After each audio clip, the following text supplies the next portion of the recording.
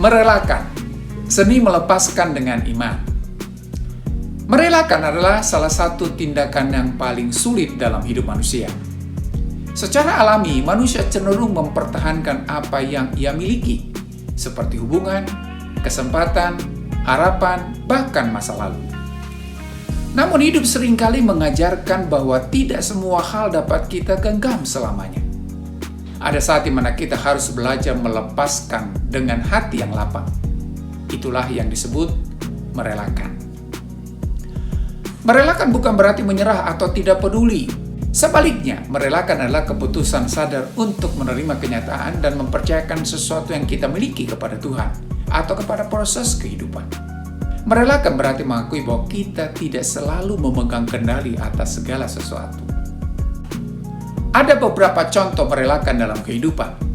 Pertama, merelakan seseorang yang pergi. Seorang sahabat mungkin pernah sangat dekat dengan kita.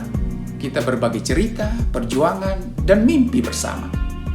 Namun suatu hari ia harus pindah ke kota lain atau bahkan hubungan itu berakhir karena perbedaan jalan hidup.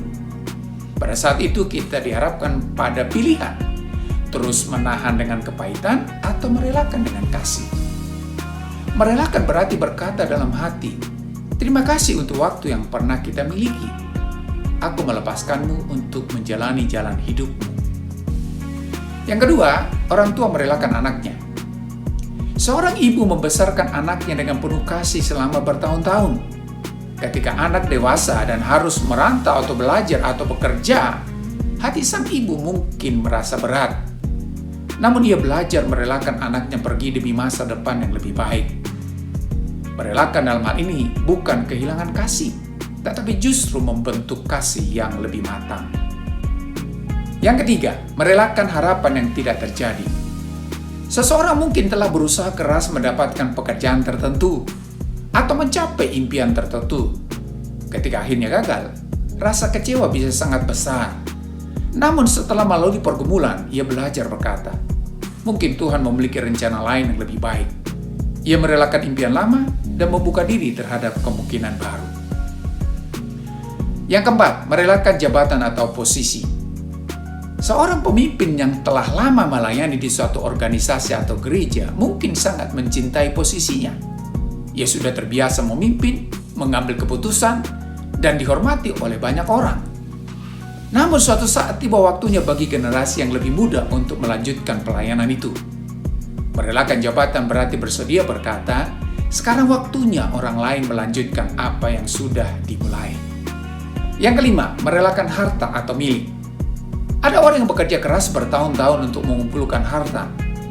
Namun suatu hari ia melihat seseorang sangat membutuhkan bantuan. Dengan pergumulan batin, ia akhirnya merelakan sebagian miliknya untuk menolong orang tersebut. Yang keenam, merelakan kesalahan orang lain. Dalam hubungan persahabatan atau keluarga, seringkali terjadi kesalahpahaman yang menyakitkan.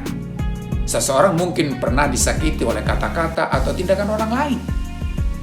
Ia bisa terus menyimpan kemarahan atau ia memilih merelakan dengan mengampuni. Merelakan dalam hal ini berarti melepaskan keinginan untuk membalas. Yang ketujuh, merelakan anak menentukan jalan hidupnya.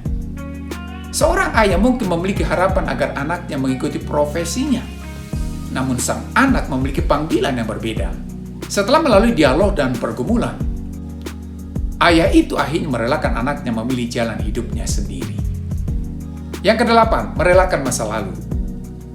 Ada orang yang pernah mengalami kegagalan besar, apakah itu bisnis yang bangkrut, pendidikan yang terhenti, atau hubungan yang berakhir.